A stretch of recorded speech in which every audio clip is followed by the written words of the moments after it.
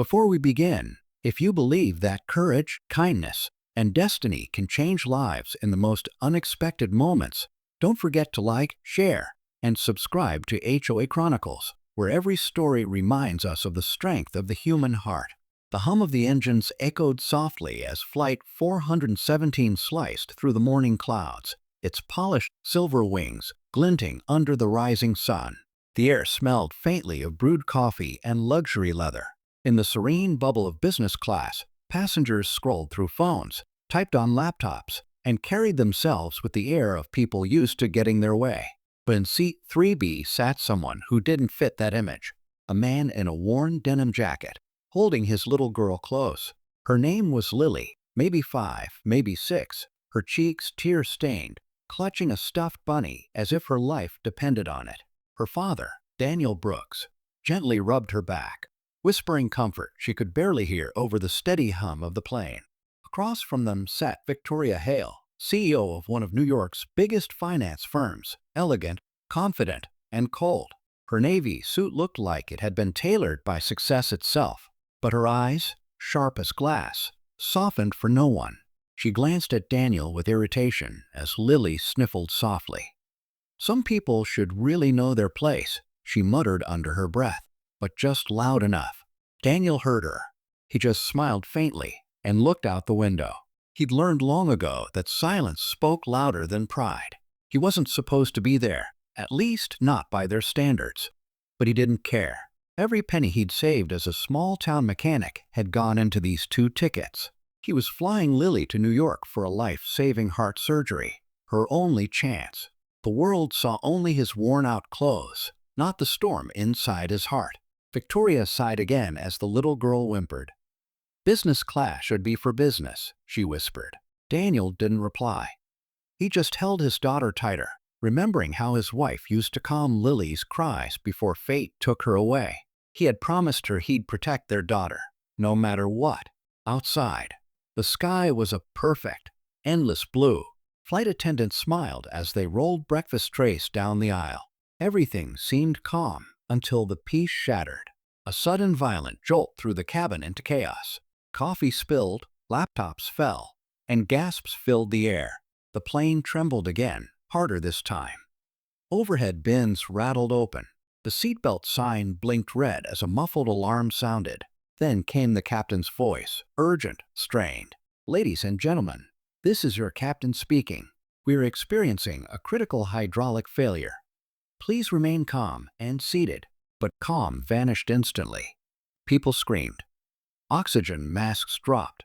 Flight attendants tried to reassure passengers, but fear spread like wildfire. Victoria's hands gripped the armrest, her confidence gone. Her eyes darted around, desperate, terrified.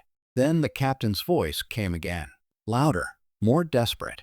"If there's anyone on board with flight or military aviation experience, any fighter pilot or co-pilot, please come forward immediately." The words hung in the air like a prayer. Silence followed. Then the cockpit door opened. The captain stepped into the aisle, scanning every face, eyes wide with urgency. His gaze locked on Daniel. "Sir, Daniel Brooks? You're listed with prior Air Force service, correct?" Victoria's head snapped toward Daniel, shock freezing her in place. The same man she had mocked, the one she thought didn't belong, was now being asked to save them. Daniel's expression shifted. No fear, only focus. "Yes, sir. Former F-16 pilot." "What's the situation?" "Hydraulic failure," the captain said, voice trembling. "We've lost tail control. One engine's overheating, and we're 30 minutes from the nearest safe landing zone. I need your help now." Daniel stood, kissed Lily on the forehead, and handed her to a flight attendant. "Stay with her," he whispered. Then he turned to Victoria.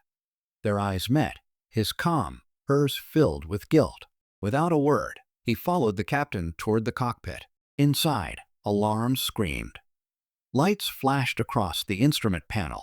The air felt thick with panic. Daniel slid into the co-pilot's seat like instinct. "Talk to me," he said. The captain briefed him in rapid bursts. Daniel's eyes scanned the gauges. "Asymmetrical thrust left engine unstable. If we lose it, we'll spin out." The captain nodded. Can we stabilize? Daniel's jaw tightened. We don't have a choice. He took the control yoke, muscles tense, every sense razor sharp. The plane lurched again as thunderclouds loomed ahead. Passengers screamed from behind the locked cockpit door. Daniel's mind went silent. Years of training, reflexes, memory, focus, all came back in an instant. He rerouted power, manually recalibrated the tail controls, and adjusted the flaps. Sweat dripped down his temple as the captain shouted readings. Altitude dropping fast. Engine 2's overheating. Reroute fuel reduce thrust. Daniel commanded. Hydraulics offline. Manual override now. The plane bucked hard. The control stick fought back like a living thing, but Daniel didn't let go. In the cabin, Victoria sat frozen, her heart pounding. Every cruel word she had spoken echoed in her mind. The man she judged, the man she'd looked down on, was the reason she was still breathing. She whispered through trembling lips, "Please let him make it." Minutes felt like eternity. Runway in sight. The captain finally called. Daniel squinted through the windshield. The airbase runway stretched ahead, a thin line of hope through the storm. Smoke billowed from the left engine.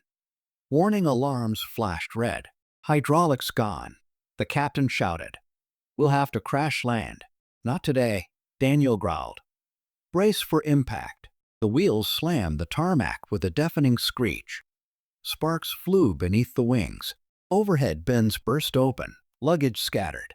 Daniel fought the controls with every ounce of strength left in him. The plane veered sideways, metal grinding against the runway, but it didn't break. Slowly, painfully, it came to a stop. For a heartbeat, silence. Then came the sound of sobs, gasps, relief.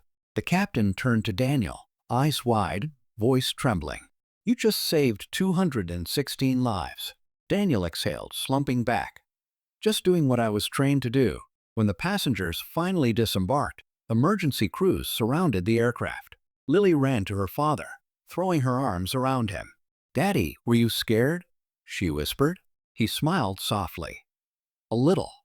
But I had to be brave for you." A few feet away stood Victoria. Her perfect suit wrinkled, her hair undone, tears streaking her face. She approached slowly. "Mr. Brooks, I owe you an apology," she said, voice breaking. "I judged you. I mocked you. And you saved every one of us." Daniel looked at her kindly. "Sometimes people only see what they want to see, but we're all fighting our own battles." She nodded, eyes glistening. "If there's anything I can ever do for you or your daughter," he smiled faintly, "just be kinder next time. That's enough." Victoria lowered her head, humbled in a way she had never felt before.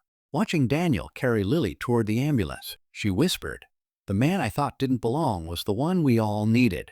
Weeks later, Daniel's story spread across the world.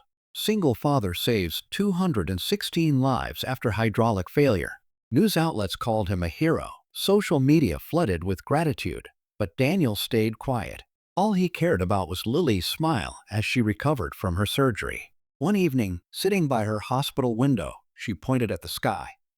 "Daddy, will you fly again someday?" Daniel looked at her, heart full. "Maybe," he said. "But right now, I just want to be right here with you." He pulled her close, feeling her heartbeat against his chest, a reminder that even in the darkest moments, love and courage can keep anyone flying.